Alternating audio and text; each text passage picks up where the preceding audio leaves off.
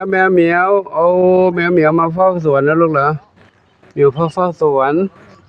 แมวเหมียวมาเฝ้าสวนเจริญสุขเจริญพรสาธุชนญาติธรรมที่ได้รับชมคลิปของหลวงปู่ในทุกคลิปทุกวันนะวันนี้หลวงปู่มาอยู่ที่จังหวัดราชบุรีนะมาเยี่ยมญาติธรรมซึ่งปลูกมะละกอถ้าทางภาคเหนือเรียกว่าบักกุเต้ปลูกมะละกอเยอะแยะเลยนะซึ่งปีที่แล้วก็เคยมาครั้งหนึ่งนะนี่กำลังดูเรื่องการปลูกมะละกอกันครับเราถอนที่มันเก็บเอาเหรอมันทิ่มหรอกนี่ยาไหมเนี่ยยาแล้วเนี่ยเดินได้เลยไม่เขาไม่เอาเดี๋ยวเขาจะโอ้เราหลงเอาเมียวชอบเลี้ยงเหมียวด้วยเลี้ยงแมวเหมียวด้วย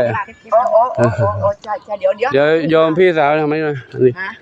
นี่เป็นพี่สาวของหลวงปู่พี่สาวแท้ๆเลยมาพ่อแม่เดียวกันเป็นชาวสวนเกษตรกรอยู่นี่พ่อแม่เดียวกัน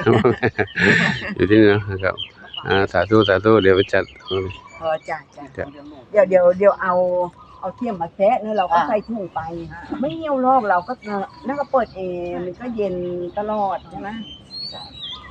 แล้วเมื่อปีกายนี่มาจะตั้งหลายปีนี้ยังไม่มาตะกี้ใช่ไหมมีแค่นี้ใช่ไหม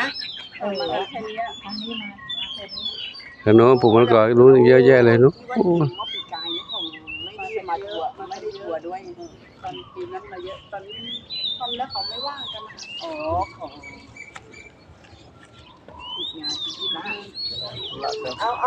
เหมียวเจอคนรักเหมียวก็ทักทายกันเนาะเหมียวรู้ว่าใครรักใครใครไม่รู้มีสัญชาตญาณพิเศษเรียกเช็ดตาหน่อยก็วันนี้มาเยี่ยมญาติธรรมเนาะก็วันนี้ก็จะเยี่ยมไปญาติพี่น้องหลายบ้านหลายอำเภอเหมือนกันอยู่แถวนี้นะอยู่คนละอำเภอคนละจังหวัดดีค่ะวันนี้อยู่ราชบุรีเดี๋ยวก็จากนี้ก็จะไปนครปฐมไปสุพรรณบุรีต่อไปเนาะพอเราเริ่มต้นจากราชบุรีมาครับก็ขออนุโมทนาสาธุกับทุกท่านที่ได้รับชมติดตามชมนะขอบุญกุศลสาธุอวยพรให้ทุกท่านพบความสุขความเจริญมีความสุขกายสุขใจปรารถนาสิ่งใดขอได้ทุกความมุ่งมั่นปรารถนาตัวกันทุกคนทุกท่านเถิดการสลับเหมียวที่วัดโป่งชัยก็ไม่ต้องห่วงนะทุกวันก็มี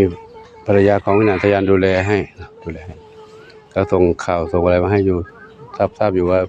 อยู่สบายดีนะก็ดูจากกล้องด้วยกล้องวงจรปิดจับตั้งไว้ที่นั้นก็เห็นอยู่นะเมื่อวานนี้มีฝนตกนิดหน่อยครับก็ไม่เป็นไรละเรียบร้อยดีครับก็ขออนุโมทนาสาธุแล้วขอให้ติดตามชมในคลิปต่อไปขอความสุขจงมีแด่ทุกคนทุกท่านทุกกันทุกคนทุกท่านสาธุ